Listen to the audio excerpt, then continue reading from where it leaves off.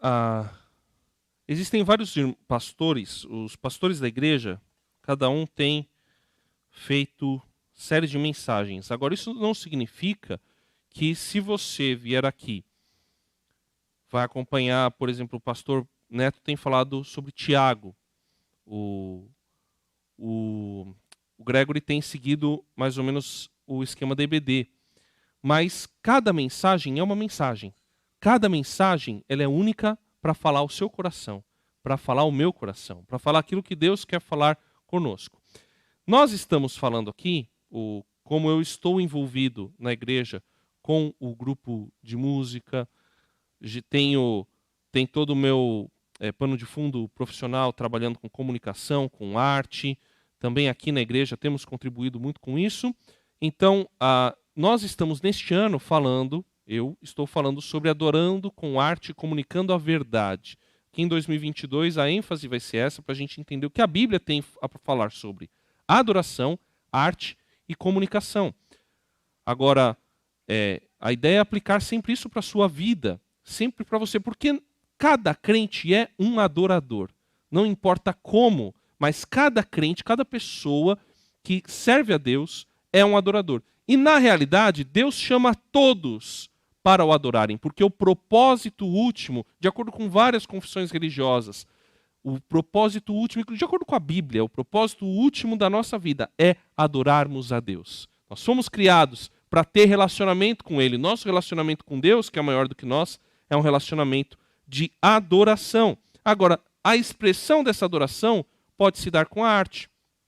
E a arte comunica também. Então, a ideia nossa é falar sobre isso, aplicando sempre para a nossa vida. E na última vez que nós tivemos o privilégio de falar da palavra de Deus aqui, falando sobre adoração, arte e comunicação, nós falamos sobre o Cântico de Débora, lá em Juízes, no capítulo 5. Nós conversamos sobre o Cântico de Débora, e no Cântico de Débora nós aprendemos que adoramos a Deus lembrando o que Ele faz por ser quem Ele é. Então, Deus é. Ele é. E Ele é bom, Ele é amor, Ele é misericordioso, Ele é gracioso, Ele é poderoso, Ele é forte. E porque Ele é tudo isso, Ele faz muitas coisas. Então nós adoramos a Deus por aquilo que Ele faz na nossa vida, por ser quem Ele é. Também. E também podemos adorar simplesmente porque Deus é. Mas nós louvamos a Deus, adoramos a Deus muito pelos feitos dEle, porque Ele é. Nós adoramos a Deus com arte, e a arte é expressão, e ela deve ser usada para registrar os feitos do Senhor. Então a arte, seja ela visual, seja ela música, seja ela escrita, qualquer tipo de arte, ela é expressão. A arte expressa algo que está dentro de nós. Por isso que a gente gosta de arte. O ser humano gosta de arte. Algum tipo de arte, todo ser humano gosta. E porque a arte, ela expressa uma cultura. Ela expressa algo que está acontecendo na sociedade. Ela expressa algo do íntimo do artista, daquele que está fazendo, e comunica também com a pessoa que está consumindo aquela arte. E ela deve ser usada para registrar os feitos do Senhor. Por isso nós devemos incentivar os artistas cristãos, e nós, como cristãos, devemos produzir arte, e quando nós produzirmos arte, ela registra os feitos do Senhor, aquilo que Deus tem feito por nós e na nossa vida e na nossa comunidade. E por fim, a adoração e a arte comunicam quem Deus é e o que Ele faz para as gerações presentes e futuras. Nós devemos sempre estar atentos aos movimentos artísticos cristãos e incentivá-los, porque existem movimentos artísticos não cristãos que influenciam a nossa sociedade com valores não cristãos. Agora, quando nós incentivamos produção de arte cristã, nós acabamos incentivando a influência do cristianismo na sociedade, porque a arte comunica nas suas mais diversas manifestações, meus irmãos, nas suas mais diversas manifestações, até a arte do videogame. Amém, irmãos? Amém, ó, um irmão aqui fervoroso no Nintendo. Então, é importante lembrar isso daqui. Mas o que acontecia no tempo de Juízes? O tempo de Juízes era um tempo de caos. Um tempo de caos absoluto. Tem uma frase em Juízes que diz assim: naquela época não havia rei em Israel. Cada um fazia aquilo que estava na sua cabeça. Cada um fazia aquilo que achava que era melhor. E agora, o pecado maior não era não ter rei. O pecado maior é que o povo tinha abandonado o rei, que é o Senhor, que é Deus. E a sua lei, escrita, havia sido dada a Moisés, e o povo escolheu ir atrás de outros deuses, achavam eles mais interessantes, e aí reinou o caos. E quando você lê os últimos capítulos de Juízes, não leia à noite, não leia em depressão e não leia para crianças. É pesado, irmãos. É pesado porque mostra o que o ser humano faz quando ele se distancia de Deus, ainda que ele se identifique como povo de Deus. Existem atrocidades feitas por pessoas que se diziam do povo de Deus, mas porque de fato se afastaram de Deus. E é isso que acontece. Então, o que o povo fez? O povo viu que estava o caos, o povo resolveu ter uma solução. Qual era a solução? Vamos ter um rei, como tem as outras nações que são fortes e poderosas. Na época, o juiz, o líder, era Samuel. E Samuel falou, esse povo está me abandonando. E aí ele foi falar com Deus, e Deus falou, o povo não está te abandonando, o povo está abandonando a mim. Então deixa, eles querem um rei, eu vou dar um rei para eles. Fica tranquilo. E aí, Samuel alertou para o erro, esse rei ele vai dominar, beleza, mas ele vai dominar mesmo, ele vai escravizar vocês, ele vai tomar as filhas de vocês, ele vai tomar os filhos de vocês para ir para a guerra, vai tomar os bens de vocês. Então, vocês querem um rei? Ok. Então, vou ungir um rei. E foi ungido o rei Saul. Começou bem e terminou muito mal. Terminou, inclusive, consultando os mortos. Desobedeceu a Deus. E com isso, o que Deus fez? Deus, na sua misericórdia e graça, restaurou essa monarquia, mas da maneira como ele, o Senhor, via. E ungiu um outro homem para começar uma nova e promissora dinastia. Este homem, esse menino, quando ele foi ungido, era Davi. Davi que realiza diversas conquistas militares e expande Israel. Leva Israel ao seu auge do ponto de vista territorial e prepara para o auge próspero, rico, que viria com o seu filho Saul. Apesar dos seus erros, Davi foi inaugurador de uma dinastia vitoriosa e que Deus prometeu para ele que duraria para sempre. Eu falei, não, Davi, eu falei Saul, filho de Davi, é Salomão. Os irmãos estão espertos. Isso aí. O filho de Davi era Salomão, que assumiu o seu lugar após a morte, e o reinado então se estabiliza. E a promessa de Deus para Davi era que o reinado dele duraria para sempre.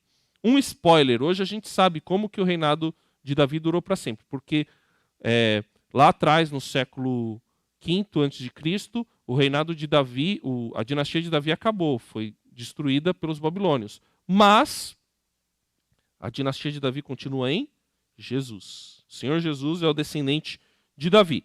Salomão decidiu fazer um templo para o Deus de Israel. E hoje nós vamos falar sobre a dedicação deste templo, a dedicação do templo ao Deus que não precisa de templo.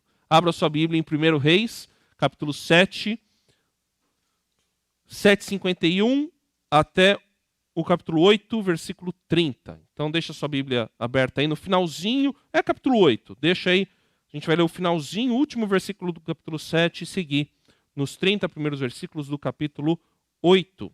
Eu vou começar lendo o versículo 51 do capítulo 7. Quando o rei Salomão terminou toda a obra que fez para a casa do Senhor, trouxe as coisas que Davi, seu pai, havia dedicado, a prata, o ouro e os utensílios. Salomão pôs tudo isso entre os tesouros da casa do Senhor. Nosso Deus amado, nós estamos aqui para ouvir a Tua palavra, para conhecer a Tua vontade. Fala através de mim, fala conosco. Em nome de Jesus, amém. Então, o rei Salomão, o rei Davi, foi um servo fiel a Deus. O rei Davi foi fiel.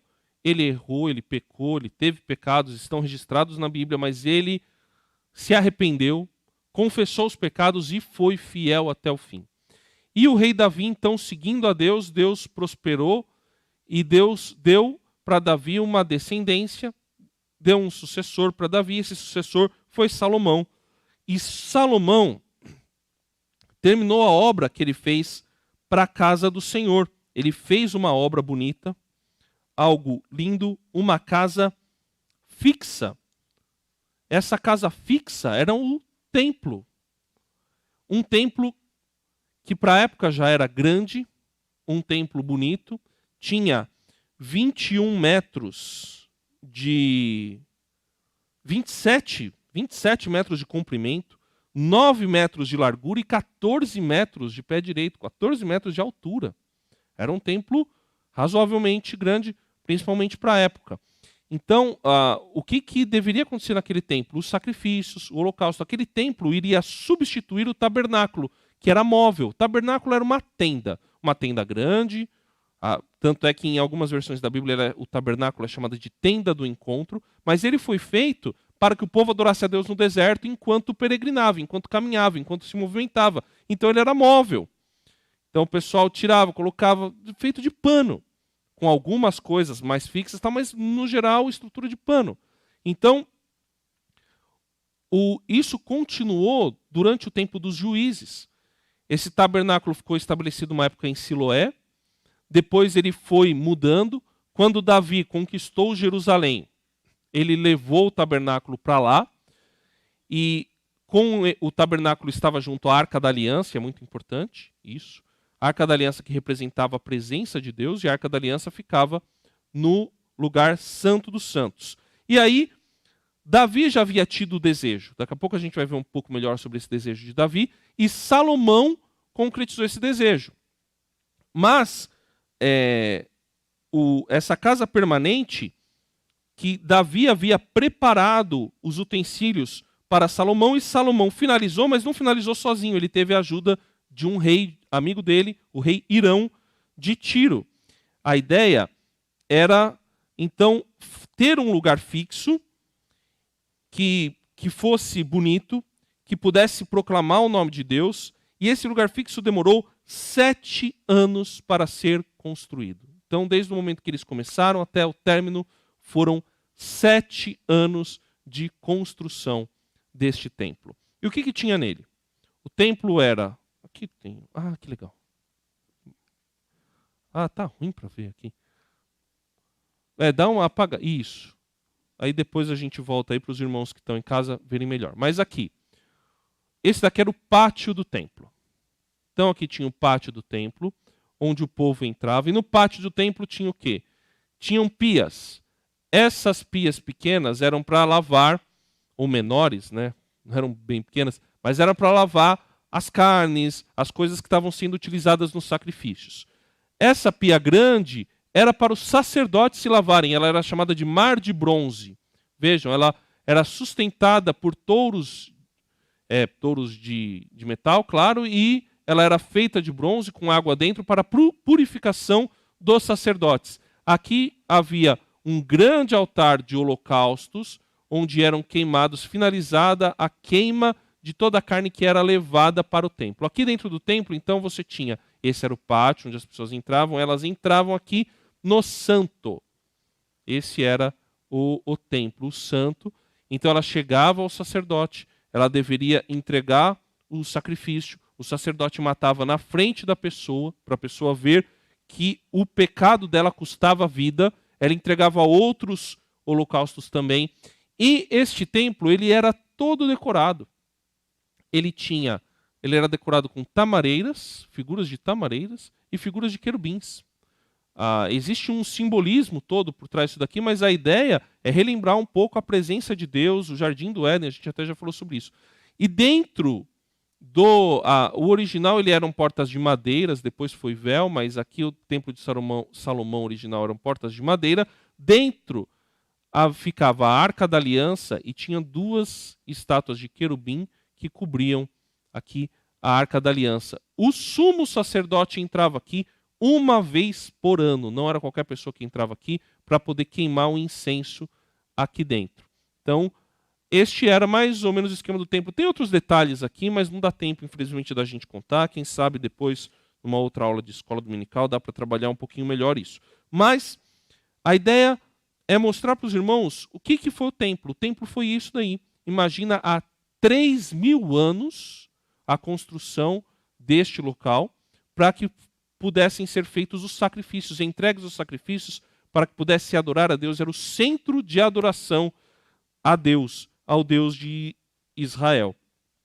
E o que é legal para a gente perceber em tudo isso daí, era que a Arca da Aliança precisava estar dentro do templo. Primeiro foi feito o templo, e ele foi finalizado, então, com a subida da Arca da Aliança, que estava na cidade de Davi. Vamos ler sobre isso a partir do versículo 1 do capítulo 8.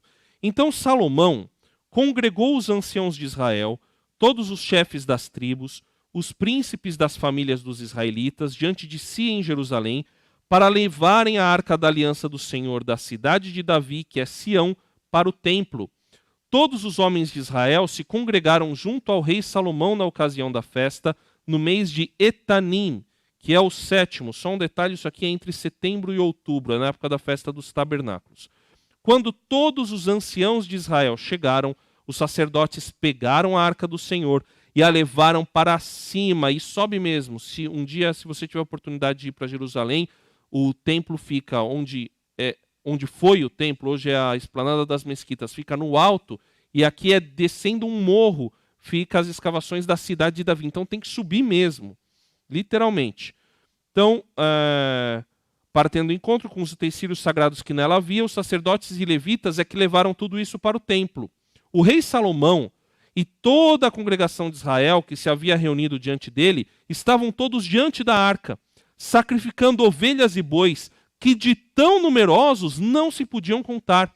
Os sacerdotes puseram a Arca da Aliança do Senhor no seu lugar, no santuário mais interior do templo, que é o Santo dos Santos, debaixo das asas dos querubins.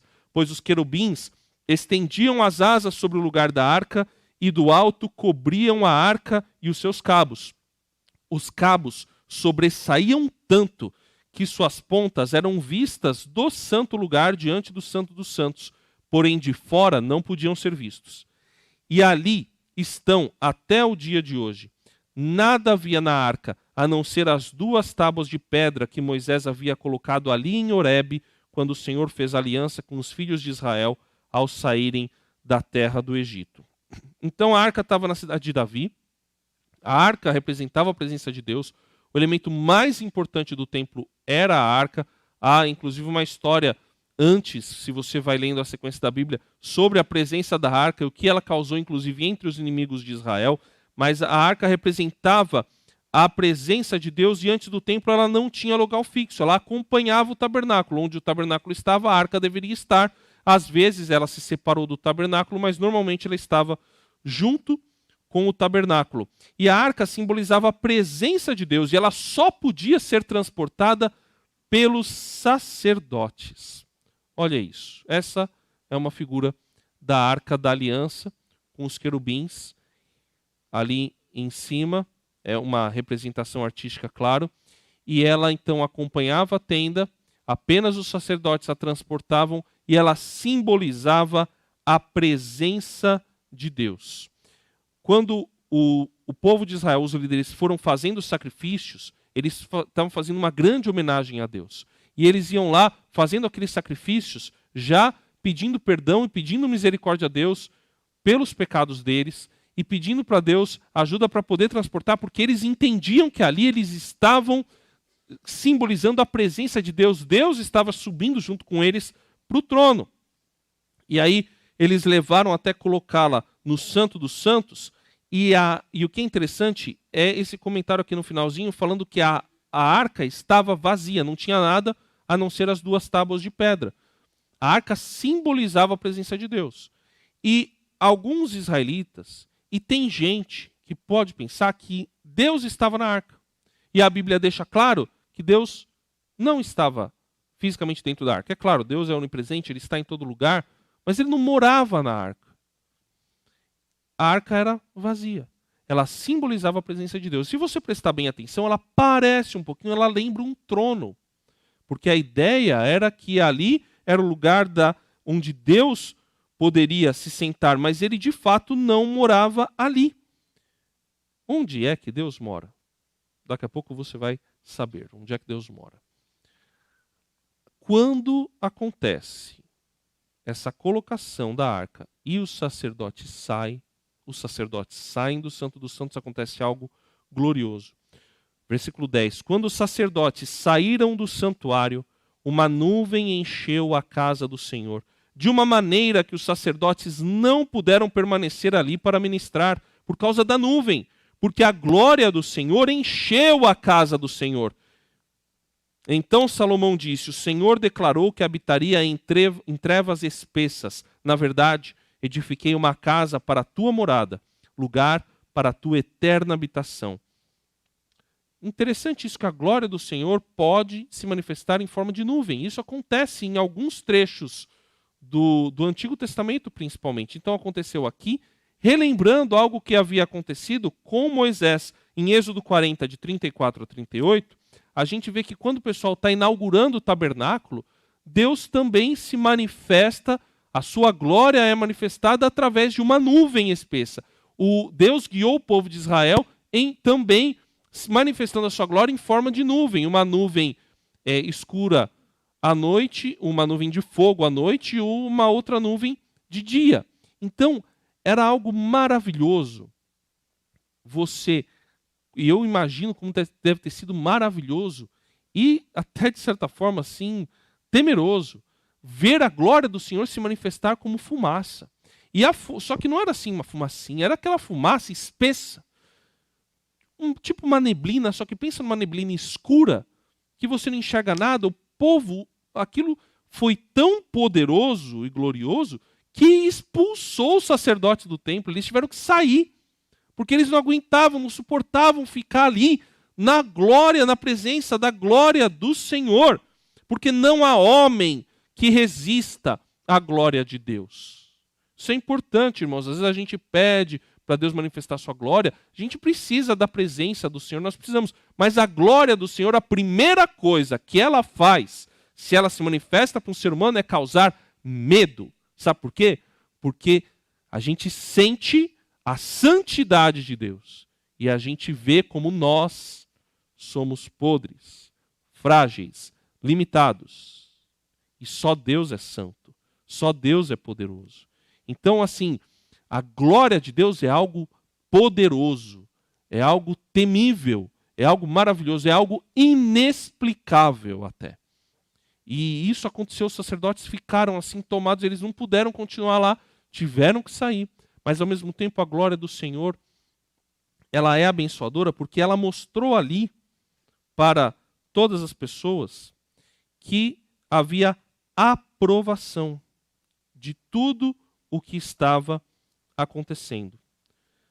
Deus estava aprovando aquilo, aprovando aquela construção, porque Deus demonstra para nós a aprovação dele. Então, o rei Salomão continua, volta o rosto, versículo 14, e abençoa toda a congregação de Israel, que se mantinha toda em pé. Salomão disse: bendito seja o Senhor, o Deus de Israel, que falou pessoalmente com Davi, meu pai, e pelo seu poder cumpriu o que prometeu, dizendo: desde o dia em que tirei o meu povo de Israel do Egito, não escolhi cidade alguma de todas as tribos de Israel para edificar um templo, a fim de ali estabelecer o meu nome. Porém, escolhi Davi para governar o meu povo de Israel. Também Davi, meu pai, havia proposto em seu coração edificar um templo ao nome do Senhor, o Deus de Israel. Porém o Senhor disse a Davi, meu pai: você fez bem quando resolveu em seu coração edificar um templo ao meu nome. Todavia, não será você quem edificará esse templo. O seu filho, que descenderá de você, ele o edificará ao meu nome. Assim, o Senhor cumpriu a palavra que tinha dito, pois me levantei em lugar de Davi, meu pai, e me assentei no trono de Israel, como o Senhor havia prometido, e edifiquei o templo ao nome do Senhor, o Deus de Israel. E nele preparei um lugar para a arca, em que estão as tábuas da aliança que o Senhor fez com os nossos pais, quando os tirou da terra do Egito. Olha que interessante. Olha de quem que era a responsabilidade pela construção. E o texto mostra aqui, e isso eu acho muito legal. Desde o dia em que tirei meu povo de Israel do Egito, não escolhi cidade alguma de todas as tribos de Israel para edificar o templo. Deus não escolheu um lugar. Deus não disse assim, faz ali. Não existe um lugar sagrado. Deus escolheu uma pessoa, escolheu Davi para governar. Então, naquilo que Deus quer fazer, o que existem são pessoas consagradas, escolhidas por Deus para fazer a sua vontade. Deus escolhe pessoas, e Deus escolheu aqui pessoas. Ele não escolheu um lugar. Em outro texto, parecido com esse, Deus vai falar que havia escolhido Jerusalém como lugar para o templo. Mas não existe uma promessa de que Jerusalém seria o lugar do templo. Não existe algo assim. Não existe nada especial. O que existe é um Deus especial que escolhe pessoas para serem especiais. E Davi, então, ele não recebeu de Deus a visão para construir o templo. Ele teve a iniciativa de construir o templo. Ele buscou fazer aquilo. Ele decidiu, ele sentiu-se constrangido, porque quando a gente lê o texto de Davi escolhendo o lugar para o templo, ele fala assim, puxa, eu tenho um palácio bonito, grande, e Deus está numa tenda, a arca de Deus está numa tenda, a adoração de Deus está acontecendo numa tenda, eu preciso fazer um templo, eu preciso fazer algo porque eu tenho algo tão bonito, eu preciso fazer algo bonito para Deus também. É muito lindo esse texto, porque mostra como Davi estava constrangido, que ele estava recebendo tanto e ele queria dar também para Deus. É isso que acontece quando a gente recebe de Deus da maneira correta, a gente fica constrangido e quer dar para Deus também. E Davi, nesse constrangimento, buscou fazer algo que agradasse a Deus e lhe desse a honra devida. Só que Davi não teria a responsabilidade de construir o templo. E também em outro texto, nesse mesmo texto que fala sobre esse desejo de Davi construir o templo, está lá em 2 Samuel, Deus fala para Davi, você é homem de guerra, você tem sangue nas suas mãos, então não é você quem vai construir o templo. Quem vai construir o templo é o seu sucessor. Davi deixou então tudo preparado para o seu filho, o responsável, que seria Salomão. Davi planejou, mas não executou, e a gente tem um ensinamento muito importante aqui. Muito importante. Alguns sonhos serão concretizados apenas pelos nossos sucessores. Tem sonhos que você tem que você não vai ver se concretizar. Sabia? Ou, às vezes, alguns sonhos que você tem, não é você exatamente quem vai executar. Quem vai executar é a pessoa que vai vir depois de você. Ou um grupo que vai fazer aquilo após você. E a gente tem que ter consciência disso. É claro que a gente deve lutar para que os nossos sonhos sejam concretizados, colocar diante de Deus. A gente vai falar até um pouco mais sobre isso, mas a gente tem que ter noção de que pode ser que tenha sonho que quem vai concretizar não é você. É o seu sucessor. É a pessoa que vem depois de você. É muito interessante, isso aconteceu com Davi. Não foi Davi quem concretizou o sonho dele.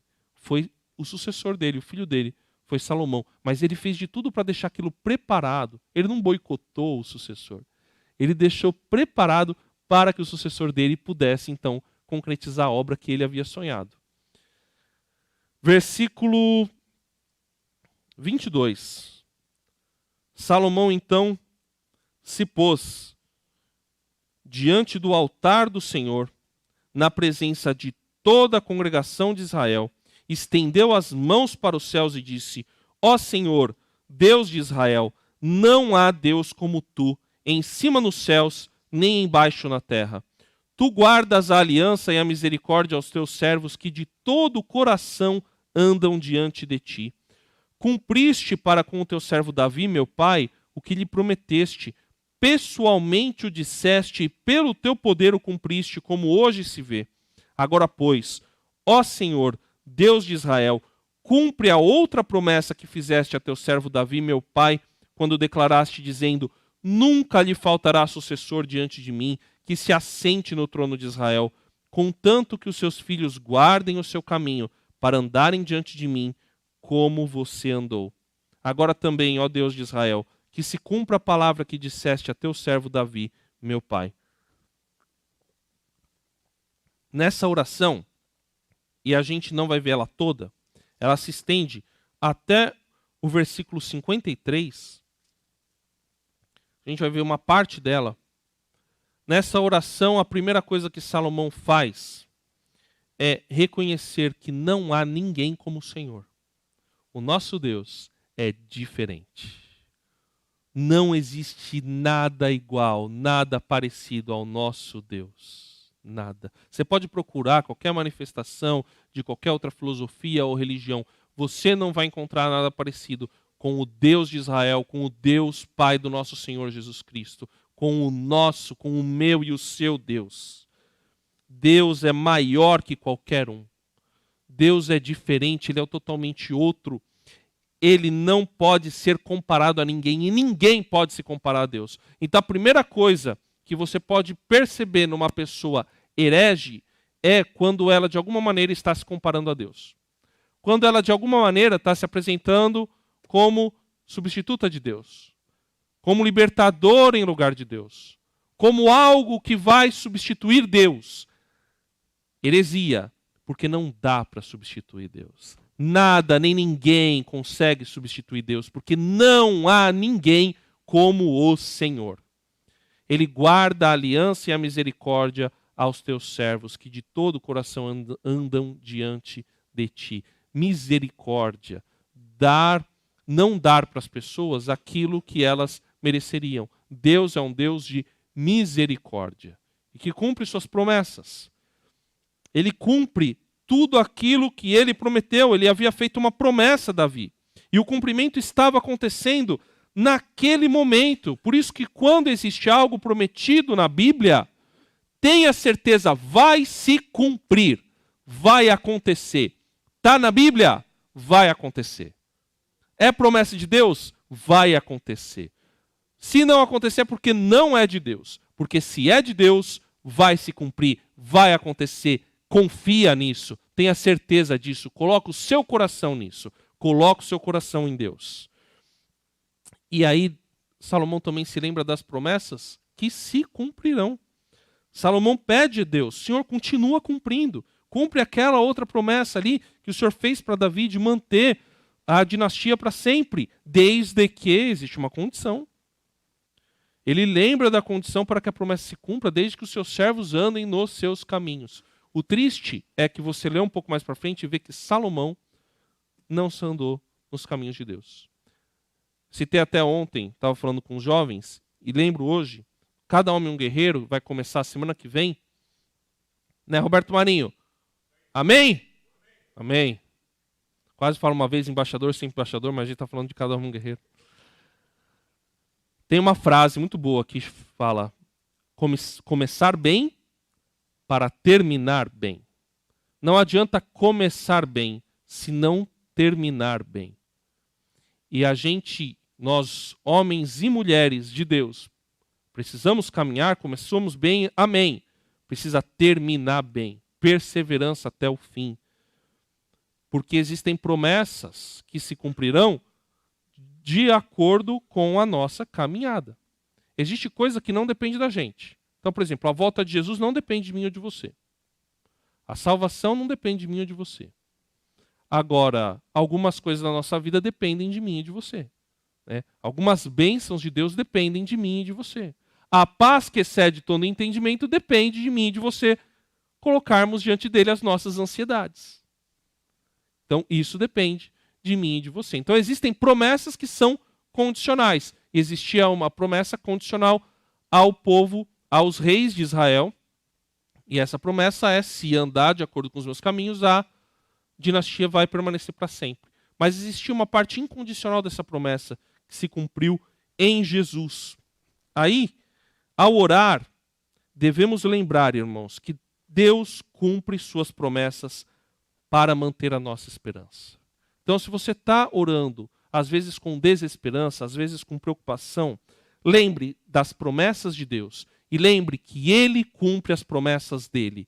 E assim vai nascer em você esperança. porque Deus não falha. Deus não é homem para que minta, nem filho do homem para que se arrependa. Ele mantém a sua promessa. Ele promete, ele cumpre. Por isso devemos manter a nossa esperança nas promessas que ainda não se cumpriram.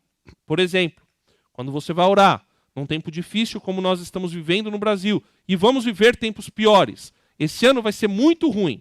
Esse ano vai ser muito difícil. Esse ano nós precisamos vigiar para não dividirmos as nossas famílias, para não dividirmos as nossas casas, para não dividirmos a nossa igreja, por causa de outros homens que só estão interessados no poder. Não se deixem enganar.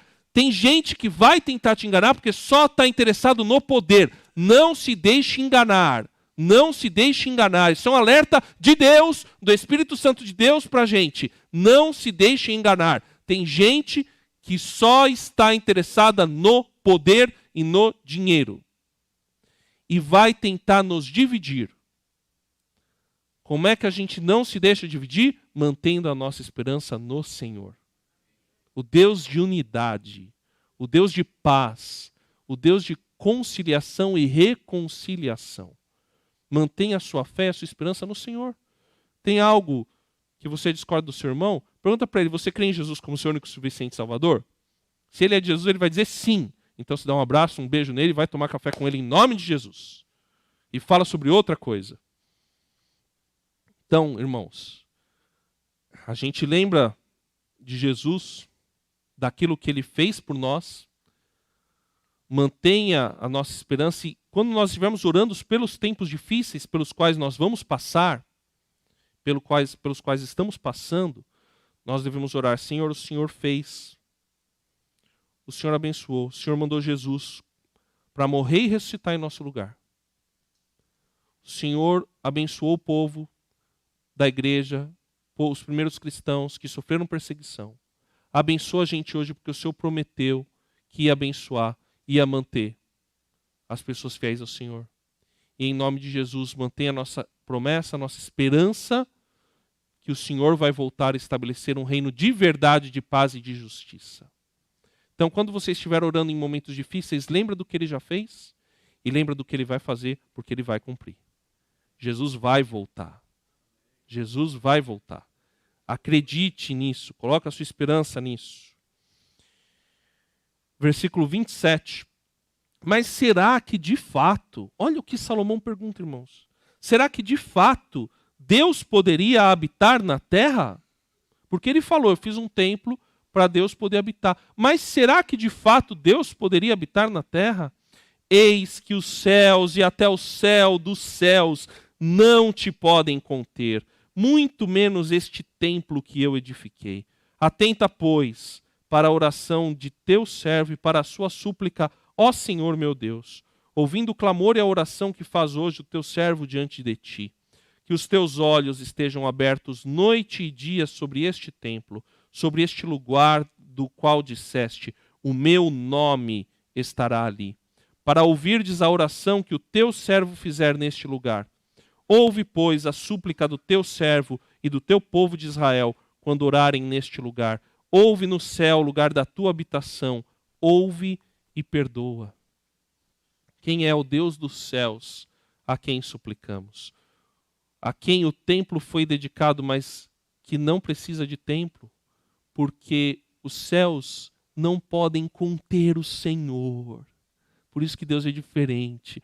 Os céus não podem conter o Senhor. Quando a gente olha para o céu, essa imensidão, olha de vez em quando para o céu, olha para esse céu azul, olha para uma nuvem gigante, olha para uma montanha, olha para o lago, olha para o rio e pensa assim, Deus é 480 vezes infinitamente, como diria o meu filho Fernando, milhões, trilhões e zilhões de vezes maior do que isso daqui. Os céus não podem conter o Senhor. Deus é muito maior que isso. Salomão reconhece que o templo não era a habitação de Deus. Não era o templo o lugar onde Deus iria morar. Se os céus não podem conter, quanto mais o templo. Então, para que servia o templo? Daqui a pouco eu vou falar. Cuidado, então, irmãos, com as músicas que cantamos sobre a habitação de Deus. Aqui na igreja, a gente não impede que se cante nenhuma música que fale sobre Por exemplo, né, eu encontrei teus altares, Senhor, Deus meu e Rei meu. Por quê? Mas a gente precisa ter consciência, quando a gente canta, que Deus é maior que tudo e habita no meio do seu povo. E não em lugares físicos. Deus é onipresente. Ele é maior que tudo isso. Então, quando a gente cantar essas músicas, a gente pode cantar, quem está ministrando é bom explicar, mas nós devemos ter a consciência de que nós estamos pensando na habitação de Deus aqui, porque Deus está presente aqui, entre nós. Deus está aqui. Ele é onipresente, ele está aqui. E ele estava no templo também de Jerusalém. Ele estava no templo de Salomão também. Assim como ele está nos céus também. Ele está em todos os lugares. Porque os céus não podem conter o Senhor. Então, quando a gente for cantar algo assim, a gente só tem a consciência, eu estou cantando a respeito da presença espiritual de Deus. A respeito do templo espiritual que eu tenho acesso através do Senhor Jesus. Do sangue de Jesus que me livra de todo pecado e me dá acesso direto a Deus. Então, ter essa consciência e cantar com alegria. Grande é o Senhor e muito digno de louvor, na cidade do nosso Deus, seu santo monte. Qual a cidade de Deus? É aqui, onde Deus está, onde está o seu povo. É a cidade, o lugar da habitação de Deus. Deus está no meio do seu povo. Salomão pede: atenta para o clamor. Presta atenção, Salomão foi o rei mais rico da sua época. Foi o rei mais rico de Israel. E ele, como humilde servo, pede para Deus atentar ao clamor dele. Quando nós estamos orando, nós devemos reconhecer quem Deus é e devemos reconhecer quem nós somos. E devemos suplicar a Deus. A adoração também tem a ver com humilhação. A adoração tem a ver com entrega. Por isso que a gente cantou aqui, né? Estarei com mãos levantadas para te louvar. Mãos levantadas de rendição. Eu me rendo. Não tenho nada para oferecer para o Senhor. Não tenho nada. E eu estou totalmente entregue ao Senhor. Atenta para o clamor, Senhor, que nós estamos fazendo. Salomão pede: atenta para o meu clamor. Ele se humilha diante do Senhor. E aí ele fala, e ele diz, cita algo de Deus, que o meu nome estará ali. O que é o nome de Deus? O nome de Deus tem a ver com o caráter de Deus. O nome no antigo Israel tinha a ver com o caráter da pessoa. O nome de Deus tem a ver com o caráter dele. Nós já falamos aqui, o nome representa a pessoa. E o fato de Deus falar: o meu nome estará ali, mostra que ali seria um lugar de proclamação. Então o templo era um lugar. Por que foi necessário o templo? Para haver um lugar de proclamação. E também foi necessário o templo para haver um lugar de memória. Para haver um lugar onde as pessoas se lembrassem de Deus, lembrassem quem Ele era. A gente precisa de figuras, a gente precisa de imagens, a gente precisa de lugares para a gente lembrar quem Deus é, mas devemos ter consciência que aquele lugar, por si só, sozinho, não é especial, não tem nada de especial. O que tem especial é a presença de Deus na sua vida. Isso é especial. Mas aquele lugar, ele só é especial se pessoas cheias do Espírito Santo, querendo servir a Deus, estiverem ali também. Por isso que quando deixou de existir pessoas assim no templo, o templo foi destruído. E a glória de Deus, em Ezequiel fala, ela saiu do templo. Porque a glória de Deus independe do templo. Ela é maior que o templo. Mas o nome do Senhor estava ali enquanto havia pessoas querendo proclamar o nome do Senhor. Querendo levar o nome do Senhor. Por isso é importante locais de reunião. Por isso é importante organizações como denominações, igrejas, para levarem o nome do Senhor, para se organizarem e levarem a palavra de Deus. Movimentos são bonitos, são legais, mas o movimento, se não tiver organização, ele morre. Então é necessário a gente se organizar, é necessário a gente ter até as burocracias para podermos ter memória, para podermos registrar, para podermos abençoar outras pessoas, para podermos proclamar o nome do Senhor.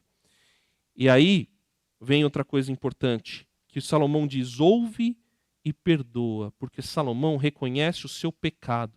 Salomão reconhece a sua limitação e a sua culpa. Salomão reconhece, e quando a gente reconhece a nossa limitação e a nossa culpa, nós reconhecemos que Deus é santo, que Ele não tem culpa, que Ele não é mau, que Ele nem pode tentar a gente, como diz lá em Tiago 1. Mas nós reconhecemos que nós somos tentados pelos nossos maus desejos, e só Ele pode nos perdoar. Quando você vai diante de Deus reconhecendo que Ele é bom, que você é falho, mas Ele pode te aperfeiçoar, Ele atende a sua oração, Ele te perdoa e Ele te aperfeiçoa também. Por isso que o templo era um lugar simbólico para buscar e proclamar a Deus. Como que a gente pode aplicar mais, além daquilo que a gente já falou, na nossa vida esse texto? Em primeiro lugar, Deus mostra a sua aprovação. Assim como Ele manifestou a sua fumaça, a sua glória em forma de nuvem no templo, Ele também mostra a aprovação dele para aquilo que está sendo feito. Deus deixa claro quando Ele aprova algo. Sabe como Ele deixa claro? Ele deixa claro, por exemplo, através de sinais concretos, às vezes algo milagroso, fenomenológico. Ele pode mostrar através de outra pessoa, que te dá um retorno, que te elogia, que te fala, isso foi uma bênção. Ele pode mostrar através da certeza no seu coração, da paz, e ele pode mostrar através da palavra. Se você seguiu a palavra de Deus, se você cumpriu a palavra de Deus, está aprovado, está tudo certo. Então Deus mostra a sua aprovação, mas Deus sempre, de alguma maneira, vai mostrar a sua aprovação. Deus retribui aquilo. Deus é tão misericordioso que Ele retribui aquilo que a gente faz para Ele.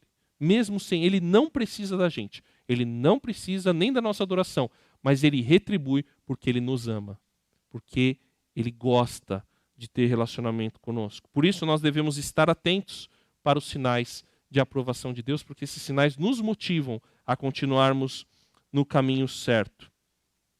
Outra coisa, e eu acho isso muito legal, Deus dá liberdade para a nossa iniciativa. Então, às vezes a gente fica procurando assim, para onde que eu vou? O que eu faço? Qual vestibular que eu presto? Qual o emprego que eu vou? Quantos filhos eu tenho? Quanto sei o que, tal. Deus, Ele dá liberdade para a gente. É claro, às vezes Ele vai te impedir. Mas, às vezes parece que Deus silencia. Por quê? Porque Ele está esperando a sua atitude. E eu gosto muito dessa frase, há um casamento perfeito entre a soberania de Deus e a responsabilidade e iniciativa humanas. A gente vê isso também em vários trechos da Bíblia e esse daqui é um deles. Davi quis fazer o templo para o Senhor, sem o Senhor ter pedido, mas Davi quis fazer. E Davi falou, é bom, vou te abençoar, mas não é você que vai terminar, tá? É o seu filho, é o seu sucessor.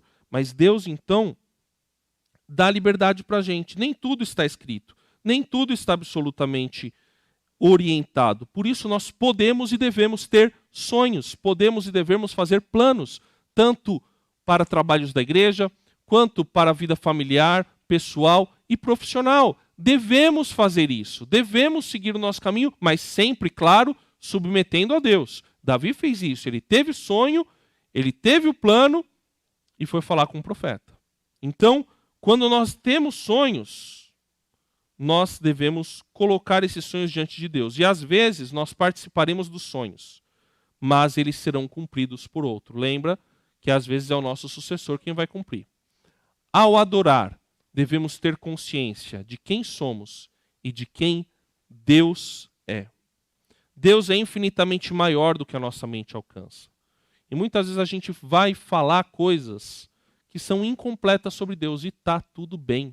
Você nunca vai falar tudo absolutamente completo sobre Deus, porque você é imperfeito, é limitado. Qualquer coisa que fizermos ou dissermos não será suficiente para expressar algo sobre Deus. Por isso nós devemos fazer, devemos falar, devemos produzir, devemos expressar, conscientes da nossa limitação. Então, quando você fala sobre Deus, você deve ter consciência. Eu não estou falando tudo, mas eu estou falando... Lembra daquela canção, Que seja de coração tudo o que eu disser a Jesus de Nazaré. E a gente deve lembrar que, apesar de tudo que a gente expressar sobre Deus ser incompleto, é importante nós expressarmos e é importante nós termos coisas concretas porque elas têm a ver com a nossa identidade. Então, quando a gente perde as coisas concretas, por exemplo, Israel perdeu a sua religião. Quando Israel perdeu a sua religião, perdeu o seu templo, perdeu o seu culto, perdeu a sua identidade. E precisou resgatar essa identidade. E Deus resgatou essa identidade para o povo. Nós precisamos ter identidade. Por isso, devemos expressar a nossa adoração de maneira concreta, produzindo arte, produzindo coisas, fazendo, construindo, planejando, sonhando e concretizando. E por fim, irmãos, o que fazemos para Deus anuncia Deus. O meu nome estará ali. Então, quando a gente faz algo para Deus, nós estamos proclamando Deus. Nossas atitudes expressam quem Deus é e o que Ele faz. E nosso trabalho e nossa adoração comunica aos outros sobre Deus. Então, você quer evangelizar? Você quer proclamar a Deus? Trabalhe para Deus. Faça para Deus. É claro que você vai precisar, muitas vezes, verbalizar para as pessoas sobre Deus. E relaxa, Deus vai te dar as oportunidades para você poder fazer isso. Mas trabalhe sempre fazendo tudo o que você faz para Deus. E quando você faz isso, você já está proclamando o Senhor.